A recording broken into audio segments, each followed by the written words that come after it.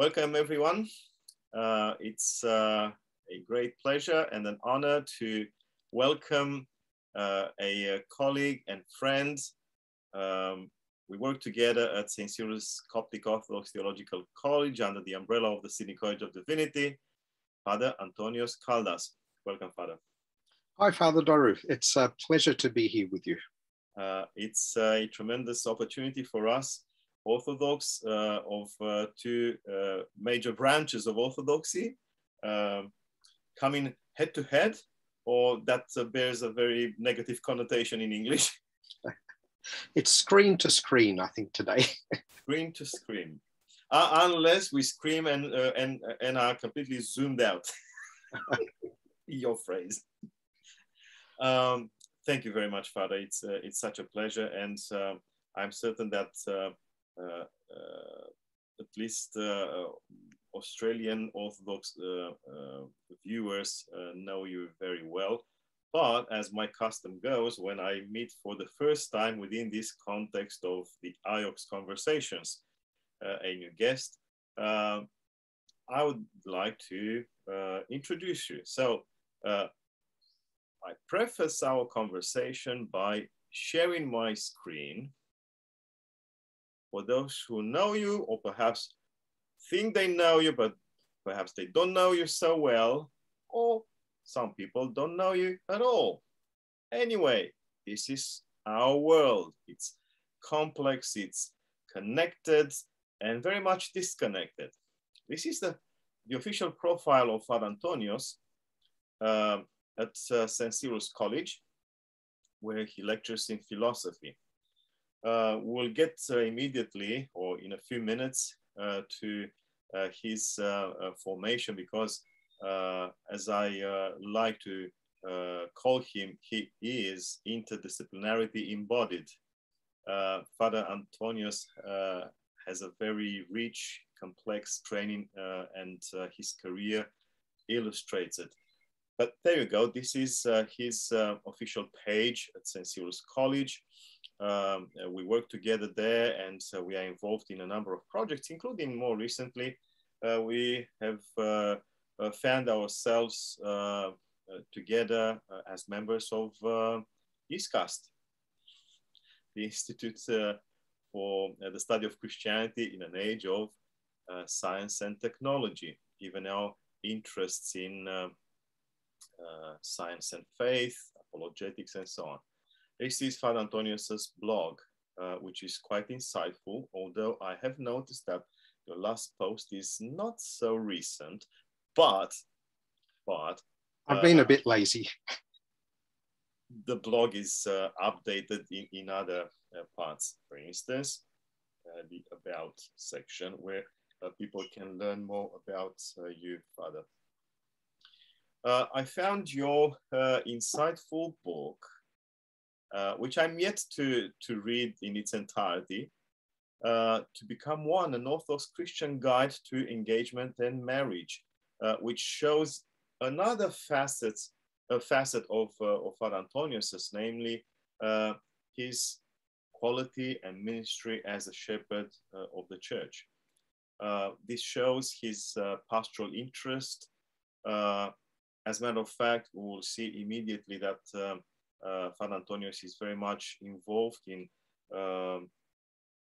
youth activities, guiding the Orthodox youth here in Australia. And this book is, by all intents and purposes, testimony to this aspect of his activity, his ministry. Last but not least, this is the group which I will be reading its name in Greek, Aletheia. Is it how you say, Father? Or... Well, I'm not that good at Greek, but I believe that's the correct way, yes. I once asked a Greek person, and I think that's how they pronounced it. Yeah, which means truth. And as you can see, the subtitle there, Orthodox Christians in Search of Truth. And actually, if the viewers will be so interested in getting a sense of what that quest looks like, please browse the very rich archive of videos, including this playlist chats with atheists, which is right up my alley. And as it seems, because there's a number of recordings here. Hey there. Oops. Congratulations and welcome aboard. Sorry. You made it just on time. Just on time. Good on you. Sorry for this, my technological prowess. But those of you who would like to, there it is. I should push the other button. There's a number of conversations here. Yeah? And it seems to me that Father Antonios found a very polite and sympathetic atheist to speak to, and whom, which is also my experience with someone else. Yeah, so there's a lot of room for conversation in our world, in our society, and this is very important, I believe, isn't it? Anyway, after this very brief tour, because obviously these snippets will be unable to capture the entire complexity of our guest, I invite Father Antonios to speak about himself. Can you please, Father, give us a few ideas about your trajectory through life, training, career? How come you got here from a medical career to philosophy, to priesthood, to engaging the people around you in this quest for truth? Sure. Yes. Well, I basically, I'm obviously of Egyptian stock. So from Upper Egypt, no less. So that's the very, the very traditional part of Egypt.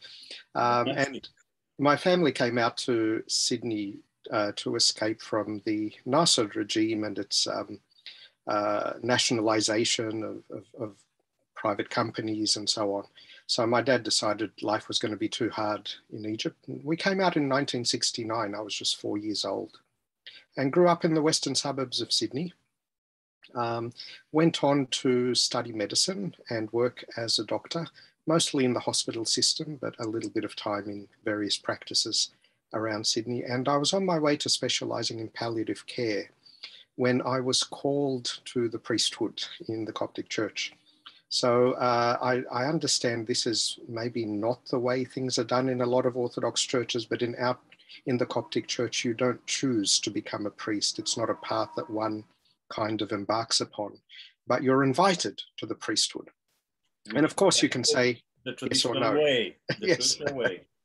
Yes, and I think I do have to say, I mean, we get a lot of things wrong in the Coptic Church, but this is one of the things that I think works well, because I think it does tend to filter out maybe, the minority of people who may not be, suitable for the priesthood.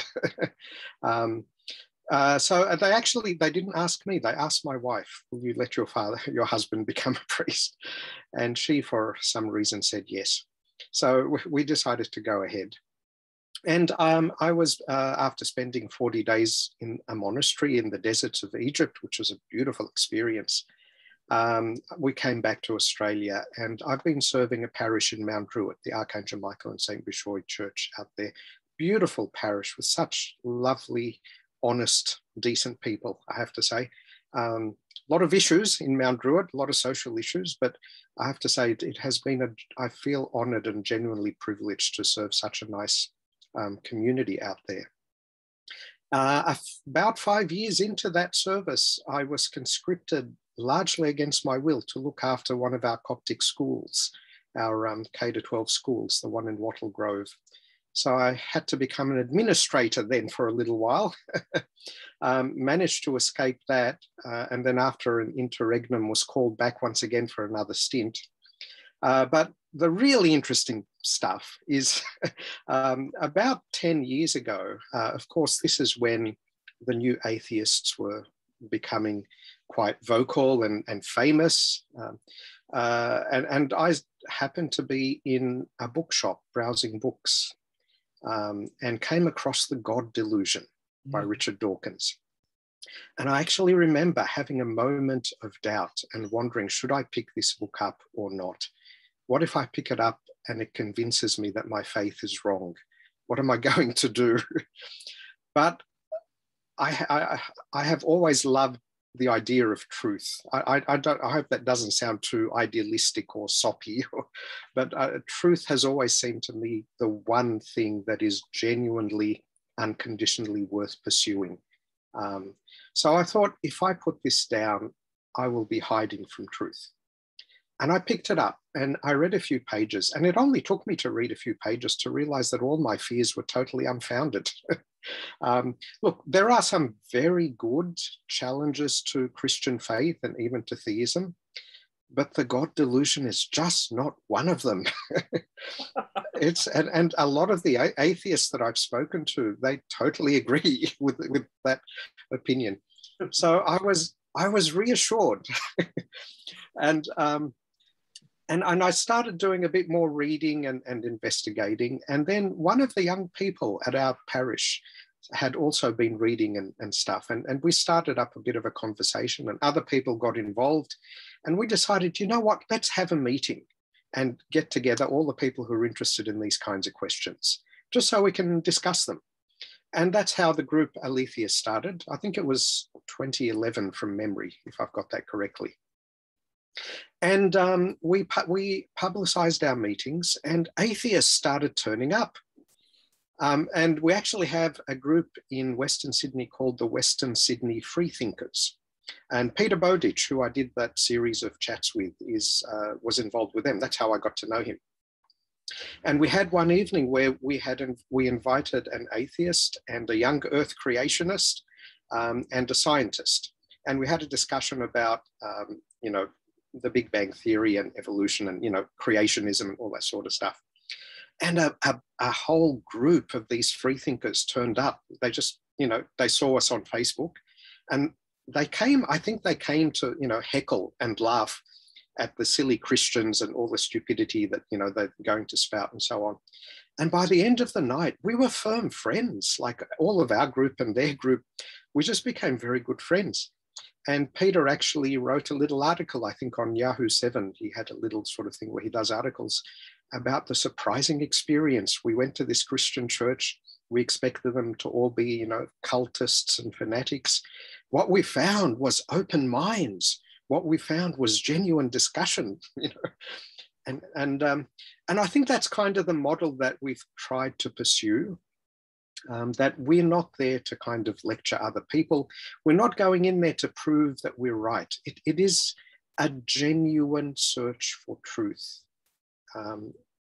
So that's, I think, sorry, I should mention also that when I got interested in this stuff, I realized that I knew virtually nothing, that I was, very, very ignorant.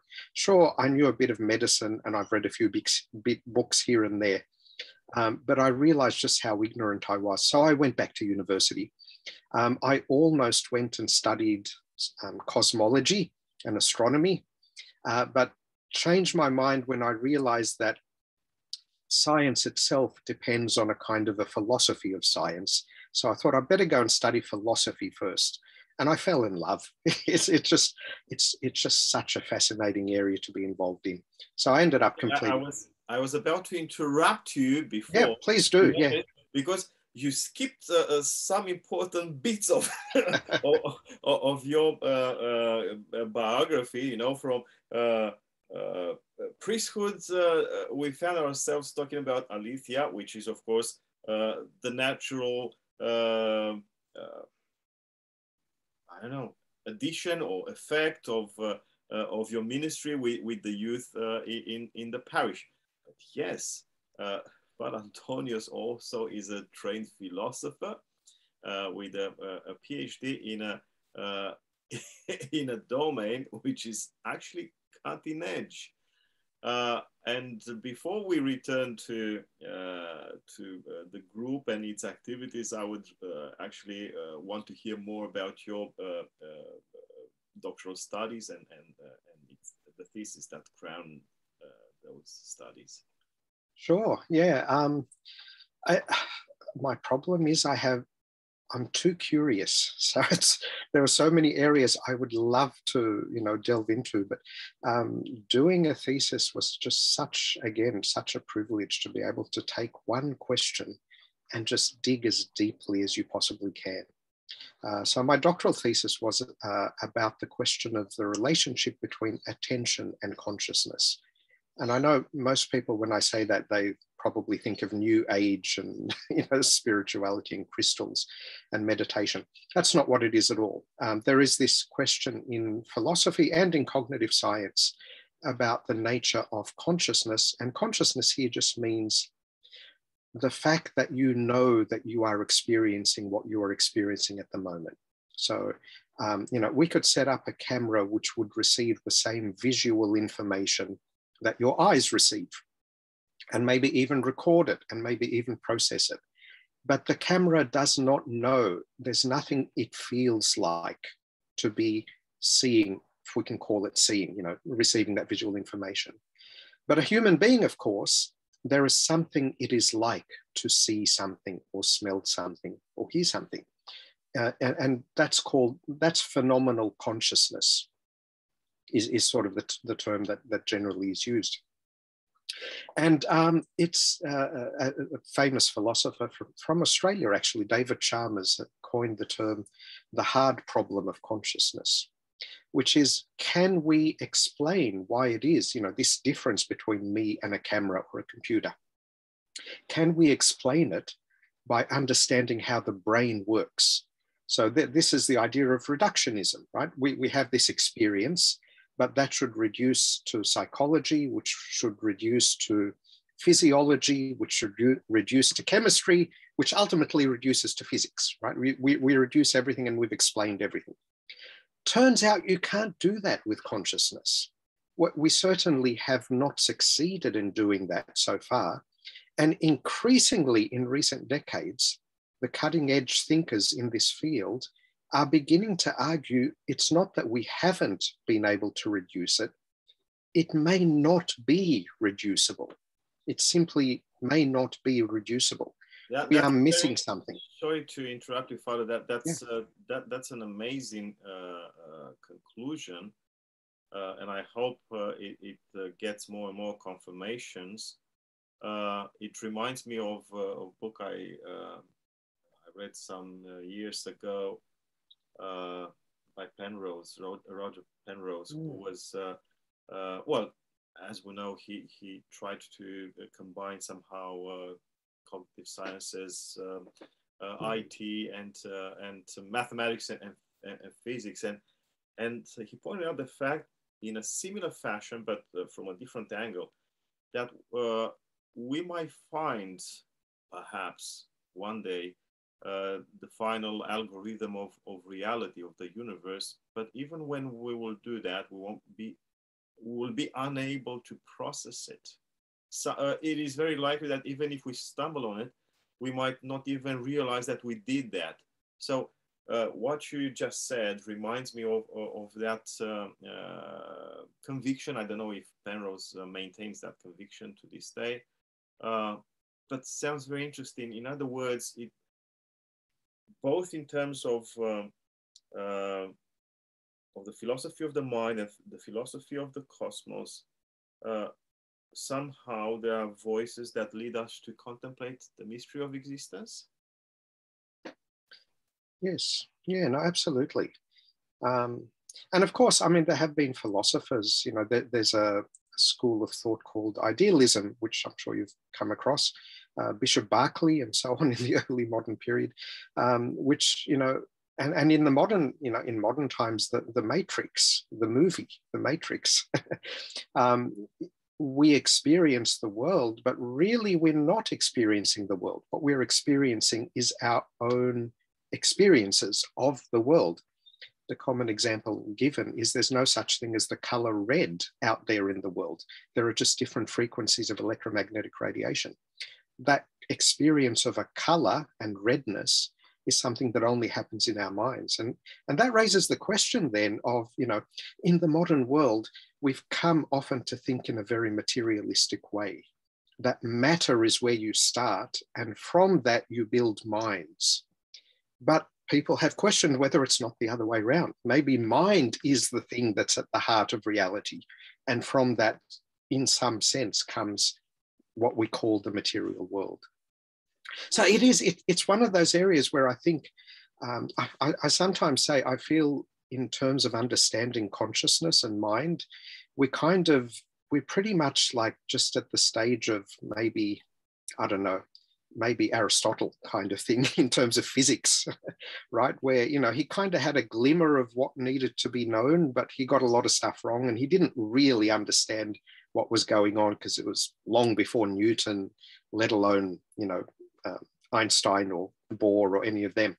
And I think that's kind of where we are at the moment in understanding the mind, and it'll be fascinating, probably beyond my lifetime, where that goes.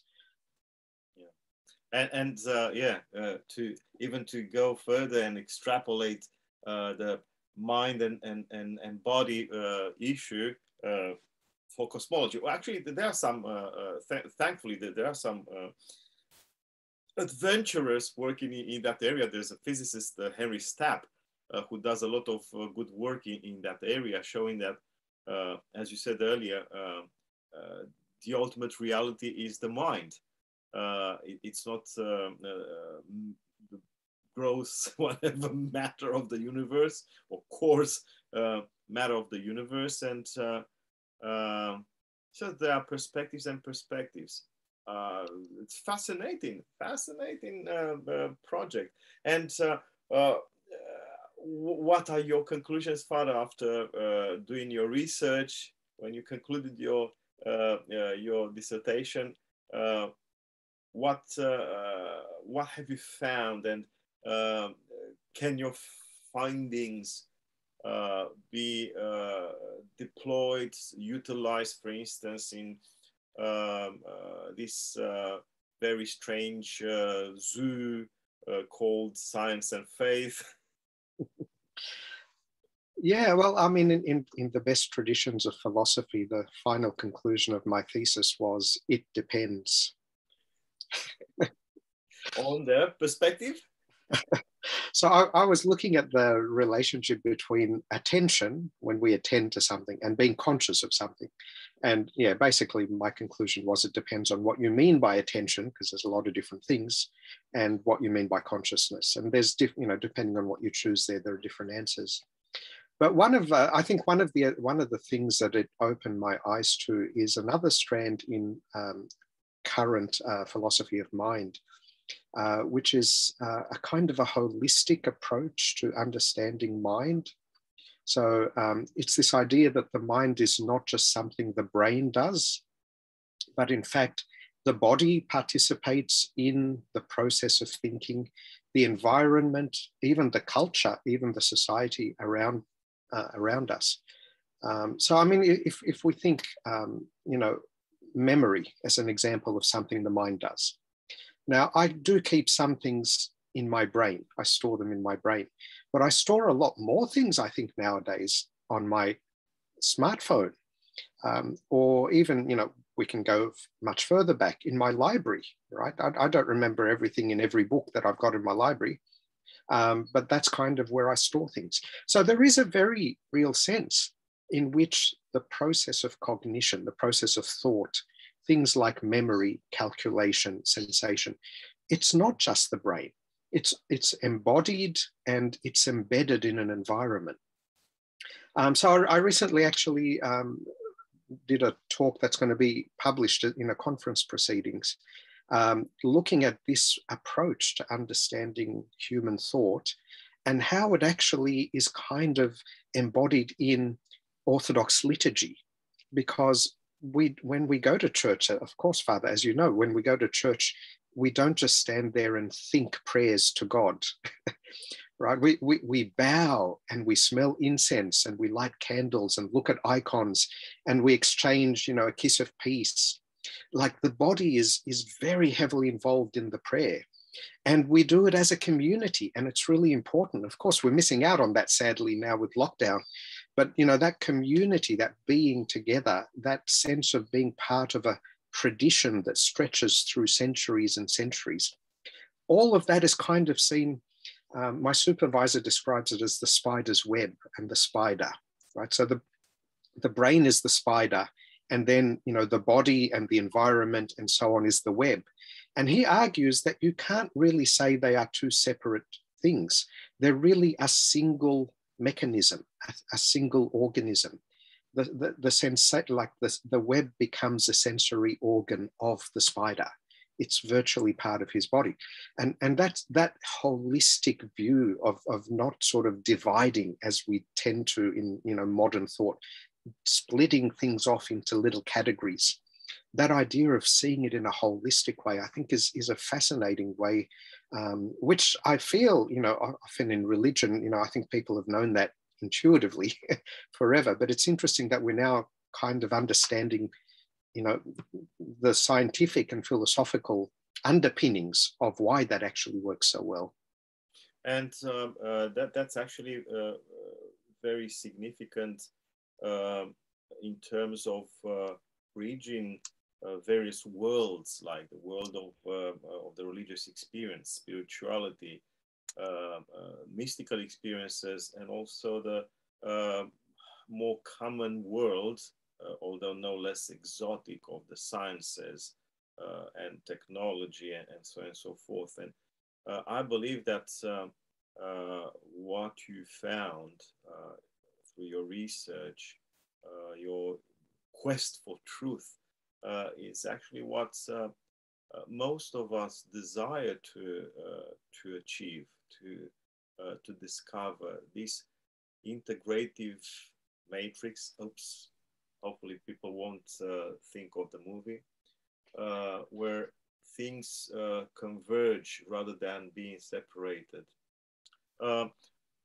I believe that it's the noblest of tasks for us Orthodox theologians today to be able to bring to the fore, as you did with the example of the liturgy, Father, to bring to the fore the potential of our own tradition, the countless generations that have experienced this holistic way of approaching things, tasting reality, not only thinking of it, which might help our contemporaries that have no exposure to the Orthodox tradition to realize what's missing.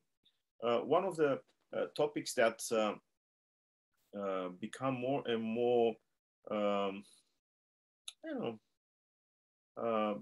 discussed, at least in some milieus, is how much the world, at least the societies of the first world, ignore the Orthodox tradition, the Orthodox Christian tradition. I had a conversation the other day with someone about the immense repository of information already available in terms of Catholicism and the world of science, Protestantism and the world of science, and so on and so forth. And not much is being done in terms of the Orthodox tradition with its various branches. I repeat, we here in this conversation, we represent two major branches of Orthodoxy, Oriental, Coptic Orthodoxy, Father Antonios, and Eastern or Byzantine Orthodoxy in my case.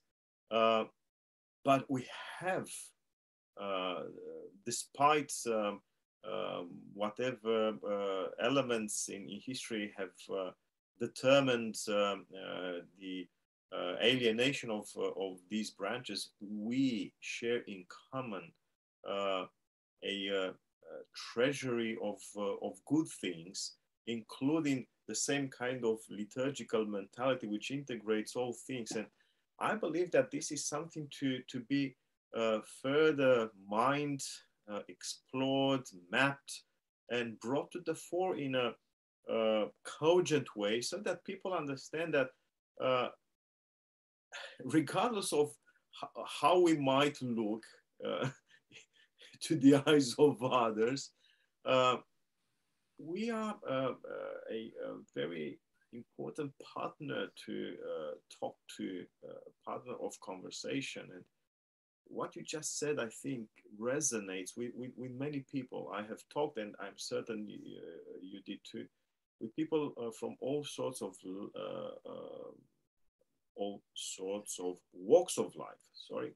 But also different backgrounds, including scientific formation, training, careers, and so on and so forth. And I see this desire to go beyond the binaries that separate us and find that theory of unification, or the theory of everything, where perhaps we cannot explain everything, but at least we can live together more harmoniously. Is this where your quest for truth leads, Father? Absolutely. I have noticed that there is a sort of a growing trend to incorporate Eastern philosophy, ancient Eastern philosophy, say from the Buddhist or the Indian traditions, into standard modern philosophy of mind discussions. And of course, there's that, for example, there's the whole idea of the no self. And people are really delving into that and finding some fascinating insights that bear upon questions like this question of consciousness and so on. What I have not yet seen is anyone doing the same with the Orthodox Christian tradition. That just seems to be a huge oversight. And I hope one day that someone, if God ever gives me a chance, I'd love to have a go at it. I'd love to dive into, the Father's views on the soul, and what kind of insights can we glean there that might actually illuminate some of the questions we're addressing at the moment. And I think, this is very much the mind of the Fathers, that they never limited themselves to one source of information or, material to work with. They dabbled in everything, so long as it wasn't, evil. But any knowledge that leads us to truth leads us to Christ, regardless of whose lips it comes from or whose hand wrote it. Because if Christ is truth, then anywhere you find truth, you find Christ. And I think that's something that I love about your work, actually, Father Doru, that you do that in the area of science. You really, I always feel when I read your work that what you're doing is you are using science as a kind of a doorway to the truth of Christ. You're charged. Yeah, no, and I think that's why, we shouldn't divide. We shouldn't. This whole thing of, science against faith is just completely missing the point. If both of them are designed to lead to truth, then why on earth should they be, against each other? Why should they discount each other? And why should we ignore either of them? They're both, very important.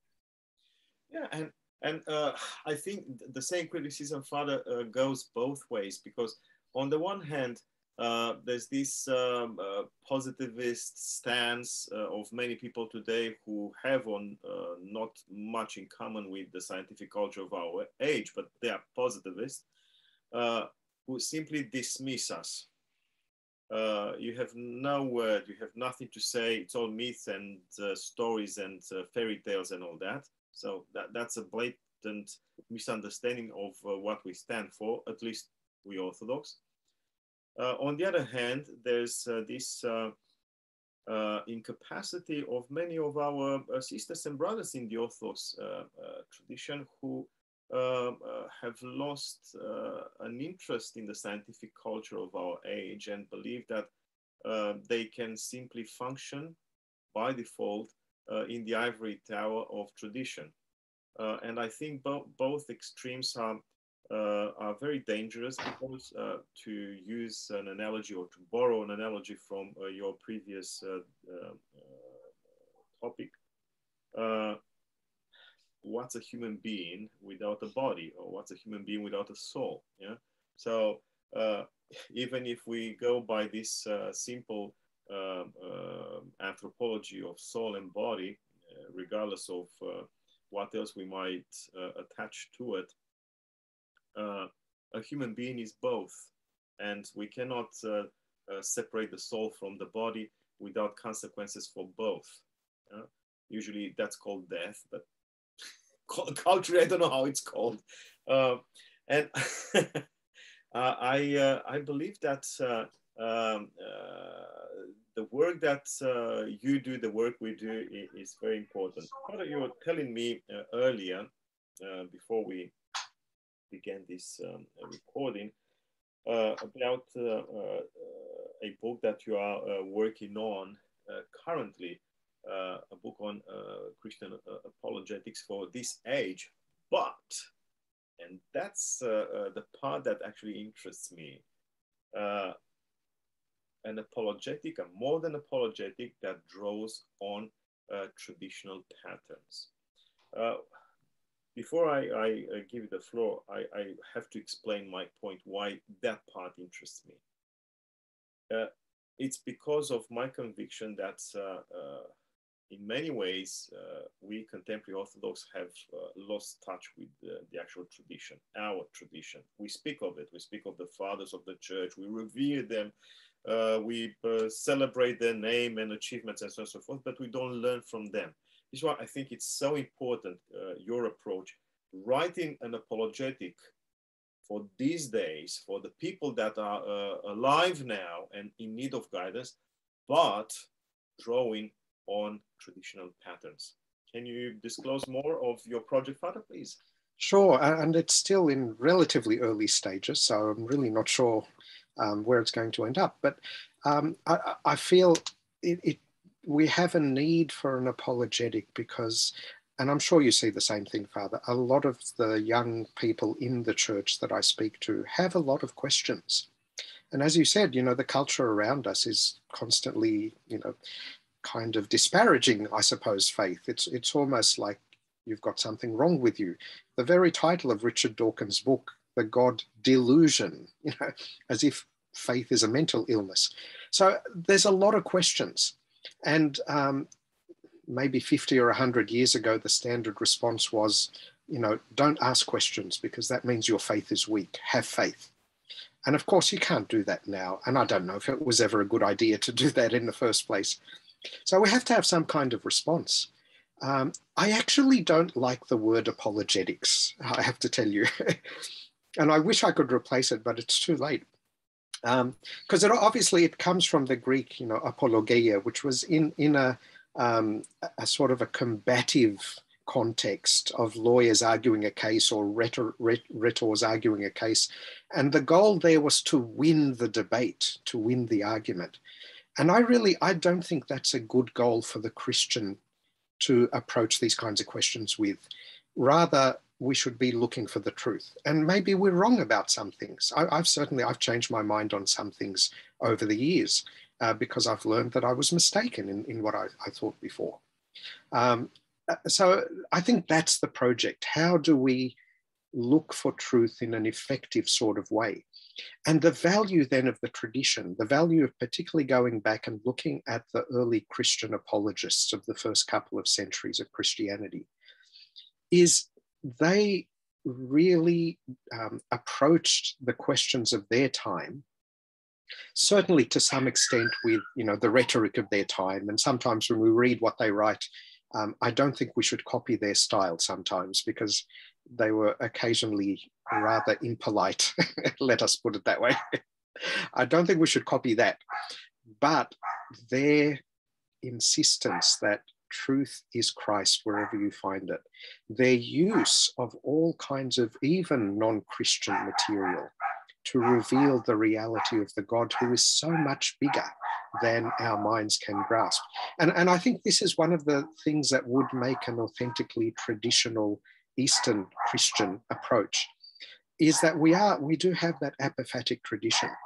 The God that we're defending is not a God that I can put into words, really. And I think that's sometimes where Western Christian apologetics goes wrong, that they do try and defend a limited God in a sense. Not that they believe God is limited, but because the God they're defending is the God they're describing. Whereas we kind of say, we're defending God, like the reality of God, but even the word reality doesn't even apply here. Because when I speak of something being real, I'm thinking of a table or an apple. And that's not the way that God is. That's not how God exists. He's something beyond that altogether. So, they're the kinds of things I think that we can learn from the early Christian apologists. And also, there's a lot more. So please stop me, Father, when you want me to. But I think another thing that's really important to learn from them is they didn't separate knowledge from character, I suppose. The reason from ethics. And that wasn't obviously just unique to them. I think that was generally the character of ancient philosophy, more, generally, that ancient philosophy is therapeutic. It's not just meant to give you interesting answers to interesting questions. It's meant to change you as a person. It's meant to teach you how to live a good life as a good person and, what that means and so on. And I think that is the approach that the fathers took, which again, sometimes in modern apologetics with our modern desire to divide, doesn't happen. It often does become just a very dry intellectual exercise of arguments. Yeah, it transforms everything into an ideology, including Christianity. Exactly, yeah. And of course, if all we want to defend is an ideology, like Christianity as an ideology, I'm not quite sure that's worth defending, because that's not what's most attractive about Christianity. Christianity is a way of existing. It's a way of being, again, in union with the divine reality and with the world, the creation that God has given us. And that's what I'm interested in defending. And you can't really do that purely on an intellectual level. And the ancient fathers show us that they do make that connection, that if you want to be an apologist, you mustn't just learn how to argue. You have to train your whole life. You have to change your whole life in order to do it. Yeah, this reminds me, Father, sorry to interrupt you. It's just an interruption. I don't want you to stop. It reminds me of a few lines from a poem, a Romanian poem written by a philosopher. Very misunderstood and marginalized in the Romanian Orthodox Church. So I won't mention his name because this name must be unfamiliar to many. But this man devoted his life to seeking the truth. And anyway, in one of the poems, he sort of reflected on that passage in the gospel where the disciples are scorned by the Lord for their lack of faith.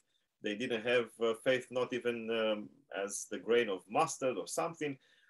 And the Lord says, if they would have such a faith, they could say to that mountain and to move on, and the mountain would move and throw itself into the sea.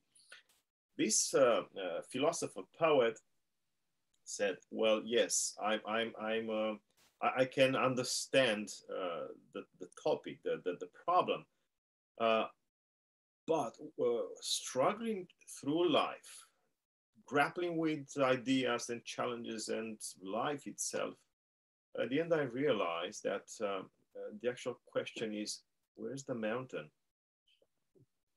Because grappling with the challenges and the ideas, I managed to change myself. That's the idea. And that's the apologetic, let's put inverted commas, and perhaps you'll find that word to replace it. Let's pray for it. This is what you are saying, Father, that in reality, it's not just a matter of dueling, with ideas and phrases and words and so on and so forth. It's a matter of undertaking that transformation that puts us in the position of understanding things differently. And that's the classical training that you're talking about, the training for life, not the training of the mind or for career, for that matter. Yeah, absolutely. And yeah, please go ahead. No, please. Yeah, no, I was just going to say, again, it's, I mean, there are always, the two opposite vices that we want to avoid and find the golden mean in the middle. And I think, at least in my view, I think, to rely wholly on faith and ignore reason and intellectual argument, I think, is one vice. But to rely purely on reason and intellectual argument and ignore faith is the other equal and opposite vice. And there's a golden mean in the middle where we don't disparage either. And we try and find, again, if truth is our goal, then both of those faculties will eventually come together to give us a coherent, but also much richer and much truer, if I can put it that way, picture of that truth that we're seeking within our limited minds. Yeah, we need a change of mind, a real metanoia, a change of mind, yes, where we think according to the tradition that we treasure. I mean, at least we Orthodox, I don't know about others. And within our tradition, as you pointed out, Father, there are so many examples of admirable early Christian saints, theologians, spiritual fathers and mothers, who are able to pursue their quest for truth, drawing on everything that was good in life, in culture, in human creativity, in the divine revelation, and so on and so forth. And I'm afraid that this is a capacity that we lost. We are somehow fragmented, and this harkens back to your doctoral research, the philosophy of the mind. Has something happened to us that we seem to have become so unable to operate holistically? What would you say? I mean, for us, we represent a venerable ancient Christian tradition, but most Orthodox today prove to be very simplistic, reductionist, superficial in their approach. It's that either-or mentality. And they seem to be unable to go beyond what appears to be and see the things for what they truly are. And this incapacity to see beyond seems to have turned us into these reductionist either-or Christians who cannot bridge between the various aspects of, say, human existence or experience, from the divine to iPhones or whatever else. Has this something to do with our mind, or how do you explain this, from my viewpoint, big difference between contemporary Orthodox and, say, people in the 4th century? Yeah, I feel that probably needs a proper historian to answer that question. But from my very limited perspective, the little that I understand, I think that there were a number of turns in history that made that possible. So in medieval times, you begin in the scholastic movement, you begin to separate philosophy from theology. And it's only when you separate philosophy from theology that atheism becomes possible. Before that, there were no atheists, certainly not in the modern sense that we use the word to mean, because it wasn't possible. As you said, people were seeing the universe, the spiritual and the physical as a whole. So it wasn't an option. And then later on, you then separate science from philosophy. And that then leads to the possibility of someone like Stephen Hawking saying that philosophy is dead. It's outdated. Science is now the way we answer all our questions. We don't need philosophy. And of course, I can tell you all the philosophers got very upset when he said that. But it's that pattern being repeated, isn't it? We take a holistic body of knowledge, we divide it because maybe it's easier to deal with the smaller components of it. And we get so engrossed in one of those components that we lose the ability to see the value of the other component, and then we decide that we don't need it anymore. And what ends up happening is, and I think this happens in a lot of professional fields, where you get specialties and then subspecialties and then subspecialties. I know doctors who basically do nothing but certain operations on the hand, and that's it. That's their whole professional life now. They do nothing else. And some of them manage to maintain a good perspective on medicine as a whole. Some of them eventually come to see the work of all the other doctors as being not as good, not as important. And it's that pattern, we like to divide and focus, and we forget the rest. I don't know if that sort of explains the phenomenon you're speaking about, or maybe, I'm sure there are other factors involved. I mean, in terms of the cultural history of the last millennium or so, those steps are obvious as you outline them. I think what I suspect, but without any proof, so it's more like a hint,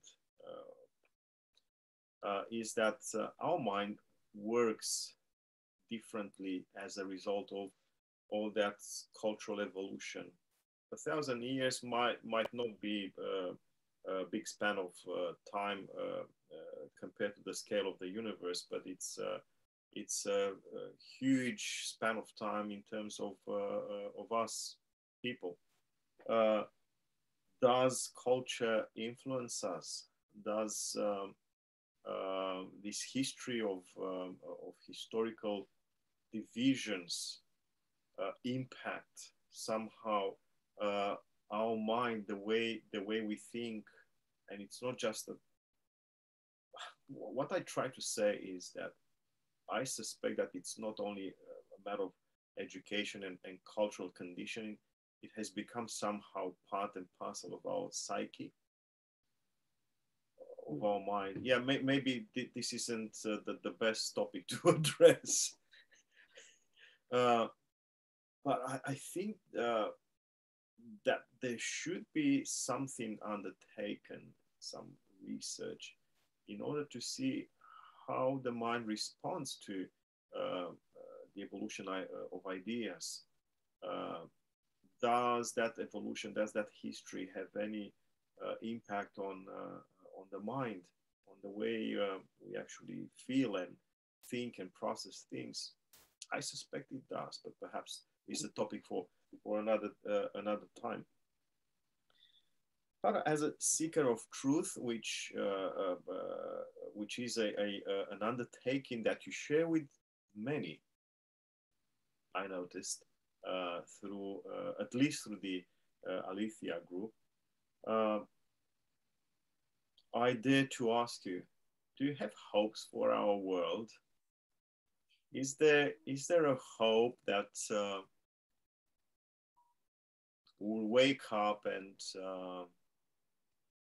turn the reins of the chariots in a different direction that will take us out of this labyrinth of divisions, of hatred, of ignoring each other, of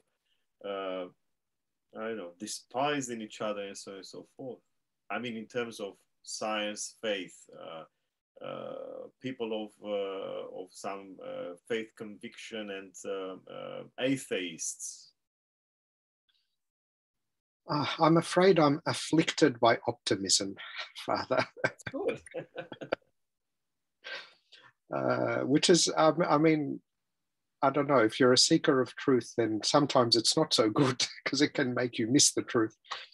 Look, I am optimistic. I do have hope. I do feel from the many discussions I've had with atheists, for example, that given a respectful and a loving approach, I think I always end up feeling we have more in common than we realized when we first started talking. And I think that's, I have learned, we often stereotype people who are not in our group.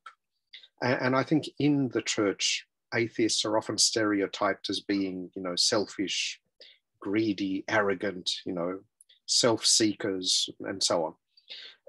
Of course, that's not true. Of course, that's not the reality. We're all human beings. We all have our faults, and we all are trying to do the right thing and find what is the good life and what is the truth. And I think when you can start a conversation on that foundation, that I, the Christian, respect you, the atheist. I respect that you have come to your beliefs on the basis of a good conscience and with good intentions, that you genuinely are seeking truth, and this is what you think the truth is. And I am not saying to you that, I'm smarter than you or anything like that.